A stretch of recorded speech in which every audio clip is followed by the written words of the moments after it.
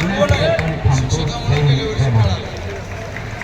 त्याचमुळे प्रत्येक वेळेस शिक्षक मंत्रालयामध्ये आल्यानंतर प्राधान्यानं त्याचं काम करण्याचं काम जिम्मेदारी मी घेतली. प्रत्येक गोष्टी आपण 1160 कोटी दिले, 1160 कोटी दिले असताना तुम्हाला फक्त साहेब पैसे दिले. गद्दार आणि भोगस सरकार नाही, देणारं सरकार आहे. आणि मोठ्या आवाजात महायुती सरकार कुणावरही अन्याय करणार नाही. लाडकी बहीण जरी योजना असली तरी आपल्याकडे पैसे भरपूर आहेत आणि शिक्षकावर कधीही अन्याय होणार नाही. मी तुम्हाला आझाद मैदानावरून शब्द देतो. तुम्हाला माहिती आहे शेतकऱ्याचा शब्द काय असते. आपल्याकडे नागर बँक, कुळं बँक सगळंच आहे. त्याच्यामुळं कुणी काळजी करू नका.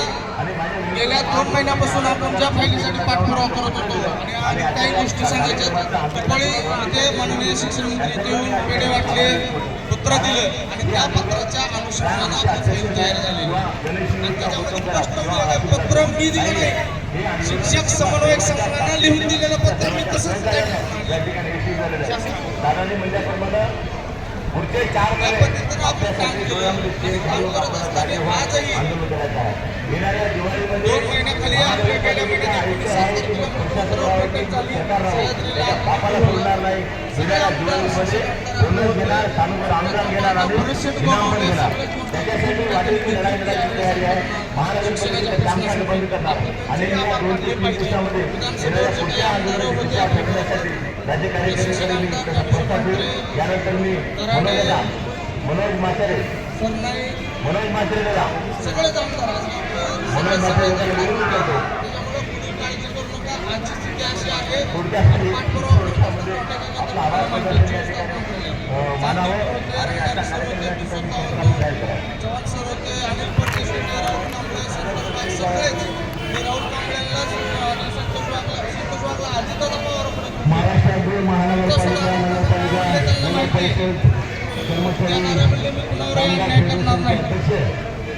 कर्मचारी महासंघाचे अध्यक्ष कर्मचारी महासंघाचे अध्यक्ष आपल्या सगळ्यांचे मार्गदर्शन बबनराव हिंदोरे यांच्या नेतृत्वाखाली आज 28 तारखेला आझाद मैदान आपल्या न्यायालयाच्या हक्कासाठी आपण सर्वजण या ठिकाणी आले.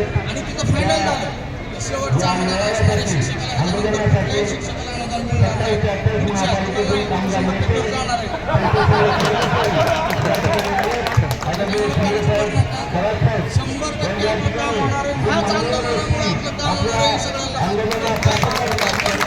नेते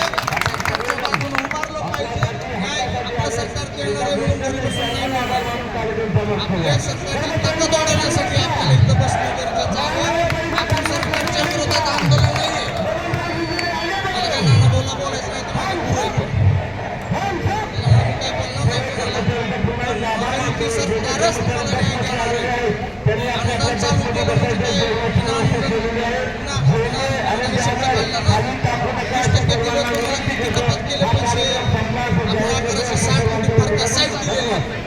लक्षात ठेवा. आणि आज फाईल आपल्या माननीय अधिकाऱ्याला कुठल्याही गोष्टी बोलू नका. सगळे अधिकारी आपल्यासाठी रात्र दिवस प्रयत्न करत आहेत. त्यांच्या घरगुती प्रॉब्लेम असताना समीर साहेब रात्री 11 वाजता जातात. 16 मिटिंग तुमच्यासाठी घेतलेले आहेत. औषध अनुदान टप्पेवाढीसाठी ड्युटीपात्र शिक्षकाचा विषय आहे 107 कोटी. पटसंख्याचा विषय आहे. पटसंख्यामध्ये डोंगर भागातल्याला 15 कोटी आणि मायनॉरिटी संख्येला 20 कोटी. आता काय आपले बांधव राहिलेले आहेत पटसंख्येचे त्यांचं सुद्धा काम चालू आहे. 23-24 पट करून त्यांना डिस्टन्स आणण्याचं काम चालू आहे. त्याच्यामुळं मी सरकार गवा जाणारे गवा येणारे तुम्ही ठरणार आहे.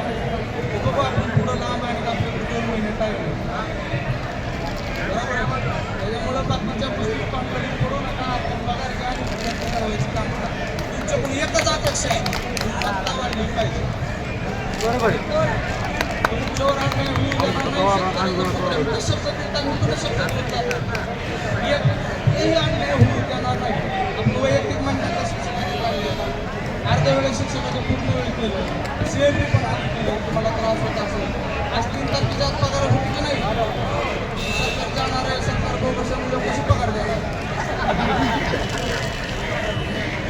1 तारखे 3 तारखेच्या आत होती की नाही पगार?